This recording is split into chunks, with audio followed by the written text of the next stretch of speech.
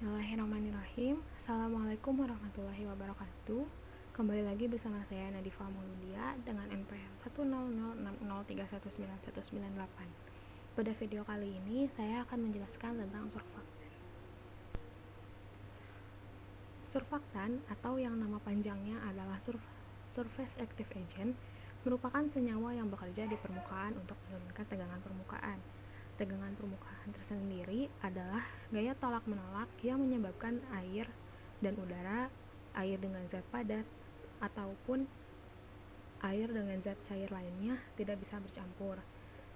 Nah, tegangan permukaan ini merupakan garis imajiner yang menyebabkan kedua zat tersebut tidak dapat bercampur.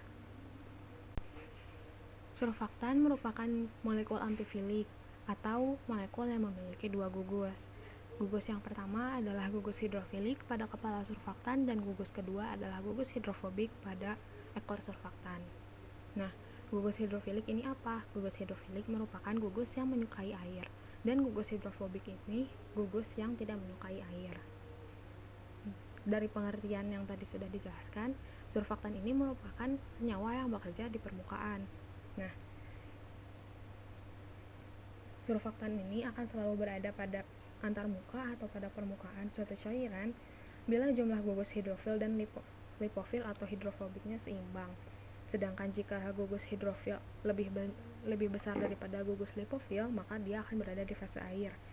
Sedangkan jika gugus hidrofilnya lebih kecil daripada gugus lipofil, maka dia akan ada di fase minyak dan sedikit berada di antarmuka.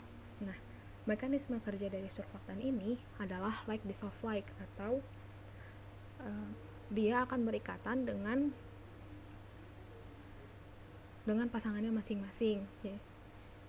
Jika gugus hidrofilik ini akan berikatan dengan air, maka gugus hidrofobik akan berikatan dengan senyawa yang nonpolar, atau bisa itu dengan udara, lemak, minyak, lilin, atau apapun yang dia bersifat nonpolar.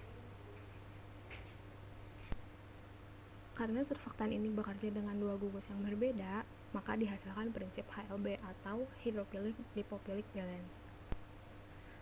Prinsip HLB atau hydrophilic lipophilic balance ini adalah ukuran keseimbangan antara hydrophilic lipophilic dari suatu zat aktif permukaan. Semakin tinggi nilai HLB, maka zat aktif tersebut semakin hidrofilik. Nah, nilai HLB ini dapat dihitung dari komposisi teoritis atau berat molekul atau dengan data analitis seperti bilangan penyambunan dan bilangan asam. Nilai HLB ini berkisar antara 1 sampai 40, di mana angka yang lebih rendah menunjukkan kelarutan pada minyak, sedangkan angka yang lebih tinggi menunjukkan kelarutan pada air. Selanjutnya ada Gibbs absorption, yaitu persamaan yang digunakan untuk menghubungkan perubahan konsentrasi suatu komponen yang bersentuhan dengan permukaan dengan perubahan tegangan permukaan, menghasilkan perubahan yang sesuai dalam energi permukaan. Nah, Gibbs absorption ini berkaitan erat dengan salah satu kegunaan surfaktan, yaitu surfaktan sebagai zat pembasah yang bekerja untuk menurunkan sudut kontak. Salah satu contoh fenomenanya yaitu terjadi ketika kita menyiram tanah kering dengan surfaktan. Nah, jika kita ingin menyiram tanah kering dengan air, maka akan membutuhkan waktu yang cukup lama dan volume air yang cukup banyak. Tetapi jika kita menambahkan surfaktan ke dalam air tersebut, maka waktu yang digunakan untuk menyiram air akan semakin cepat dan volume air yang dibutuhkan tidak akan terlalu banyak, karena surfaktan yang ada di dalam air tersebut akan mengikat tanah dan gugus hidrofilik dari surfaktan tersebut akan mengikat air, sehingga air akan lebih cepat terserap ke dalam tanah. Selanjutnya ada potensial zeta, atau beda potensial antara lapisan yang terikat kuat dengan daerah netral listrik, atau dapat juga diartikan dengan perbedaan nilai potensial yang terdapat di antara permukaan partikel solid yang berada di dalam cairan dengan cairan itu sendiri. Nah, dengan kita mengetahui potensial zeta, kita dapat mengetahui kestabilan suatu sediaan. Potensial zeta ini biasanya digunakan jika kita ingin membuat suatu sediaan informasi dalam bentuk suspensi. Seperti tadi yang sudah dijelaskan, potensial zeta ini berkaitan erat dengan pembuatan sediaan dispersi kasar atau suspensi.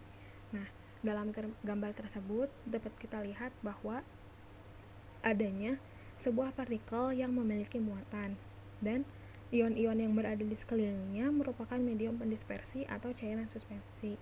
Dalam keadaan stabil, partikel-partikel yang terdapat dalam suspensi tersebut akan terpisah satu sama lain karena adanya gaya tolak-menolak van der Waals. Nah, kondisi stabil inilah yang menjadi salah satu syarat cairan suspensi dapat digunakan. Tetapi, jika dalam keadaan tidak stabil, maka partikel-partikel dalam suspensi tersebut akan saling tarik-menarik sehingga terjadi sebuah ikatan dan akan membentuk endapan. Nah, jika nilai potensial zeta-nya semakin kecil, maka gaya tolak-menolak antar partikel tersuspensi menjadi lemah dan kemungkinan terjadi penggabungan partikel atau flokulasi. Jadi, suspensi yang dihasilkan pun akan menjadi tidak stabil dan tidak baik untuk digunakan. Mungkin itu saja yang dapat saya sampaikan. Terima kasih. Wassalamualaikum warahmatullahi wabarakatuh.